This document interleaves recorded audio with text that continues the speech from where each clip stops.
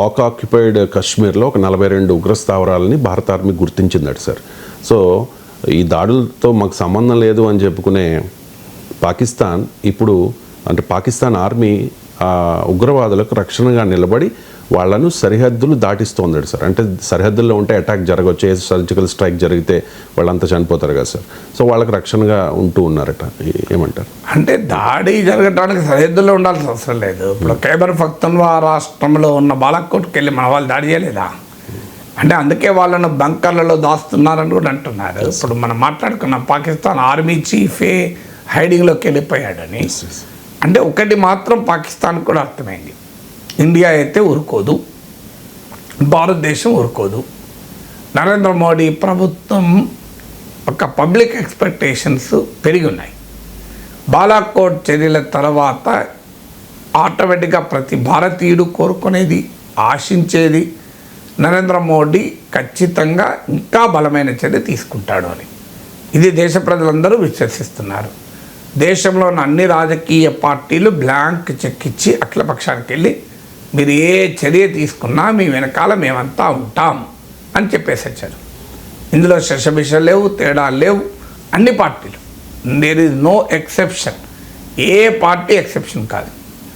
ఇప్పుడు చేయాల్సిందల్లా భారత ప్రధానమంత్రి, తీసుకోవాల్సిందనే కేంద్ర క్యాబినెట్. ఎందుకంటే ఎవ్వరూ రాజకీయంగా భారతదేశం ఐక్యంగా ఉంది. పీయూష్ గోయల్ లాంటి వాళ్ళలో భారతీయులు కొంతమంది దేశభక్తులు లేని వాళ్ళు కనిపించవచ్చు, కానీ దేశం మొత్తం మోడీ ప్రభుత్వం వెనకాల ఉండాలి.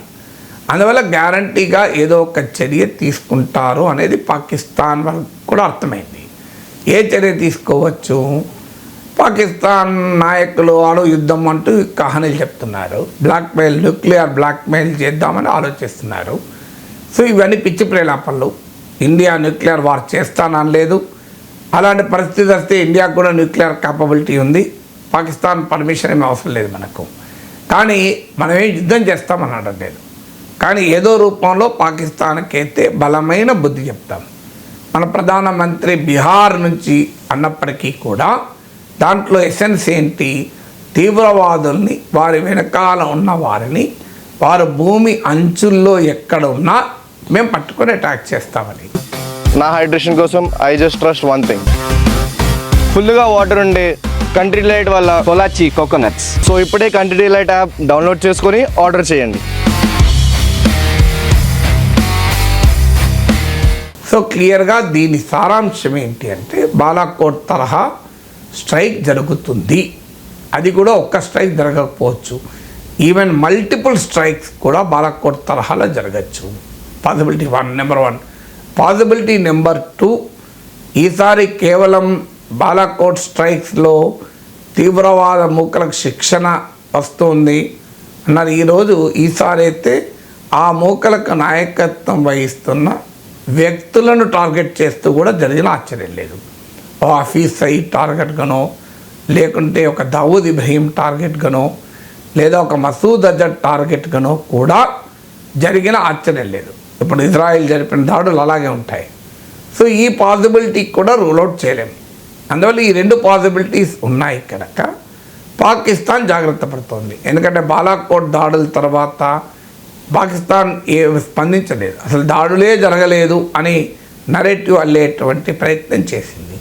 కానీ ఈసారి కనుక మల్టిపుల్ దాడులు, బాలాకోట్ తరహా దాడులు, అనేక దాడులు కనుక జరిగి క్లియర్గా టెర్రరిస్టుల నాయకుల్ని ఎలిమినేట్ కనుక చేస్తే పాకిస్తాన్ డిస్క్లైమర్ కూడా పనిచేయదు, ఏమీ జరగలేదని.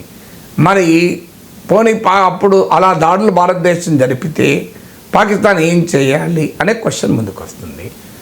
అంతర్జాతీయ చట్టాలు ఉల్లంఘన కాదు ఇది. ఎందుకంటే రైట్ టు ప్రియంప్టివ్ స్ట్రైక్స్ అనేది UN చార్టర్లోనే ఉంది. అంటే తన పైన దాడి చేస్తే పరిస్థితి ఉంటే నివారణగా ముందస్తు దాడులు చేయవచ్చు. దాన్ని మనము Balakot స్ట్రైక్స్ను pre-emptive non military strikes అందుకే అన్నాం. అందువల్ల UN చార్టర్ కూడా అంగీకరిస్తుంది. అందుకే మీరు 2019లో బాలాకోట్ స్ట్రైక్ జరిగిన ఐక్యరాజ్యసమితి మనని ఖండించలేదు. ప్రపంచంలో ఏ దేశము మన పైన ఆంక్షలు పెట్టలేదు. చివరకు పాకిస్తాన్ కూడా రిటాలియేట్ చేయలేకపోయింది పెద్దగా. సో అందువల్ల ఈ రకమైన దాడులు కనుక జరిగితే Pak army Pak political leadership legitimacy ప్రశ్నార్థకమైపోతుంది. ఇప్పటిదాకా ఎగిరి పడ్డారు కదా. సో అందువల్ల కానీ ఇలాంటి దాడులు జరిపినందుకు భారతదేశం పైన యుద్ధాన్ని దిగుతారా పాకిస్తాన్? దిగితే పాకిస్తాన్ ఎకానమిక్ ఆ బలం ఉందా? పాకిస్తాన్ ఆర్మీ అలా బలంగా ఉందా? ఇవాళ అంతర్జాతీయ పరిస్థితులు పాకిస్తాన్కి అనుకూలంగా ఉన్నాయా? లేవు. మరి దాడులు యుద్ధమే చేయనప్పుడు ఇక అణుబాంబులు అణుదాడులు ఎక్కడికి వస్తాయి?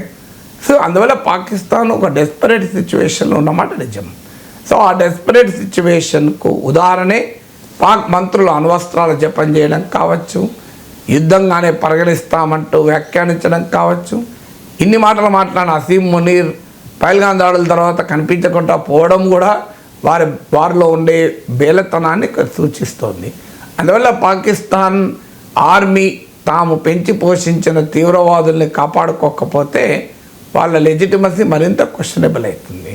ఇవాళ జిహాదీ శక్తులు నమ్మరు. ఇప్పుడు ప్రజలు నమ్మడం మానేశారు, జిహాదీ శక్తులు నమ్మరు. అందువల్ల పాకిస్తాన్ డెస్పరేషన్ ఇందులో మనకు కనబడుతుంది.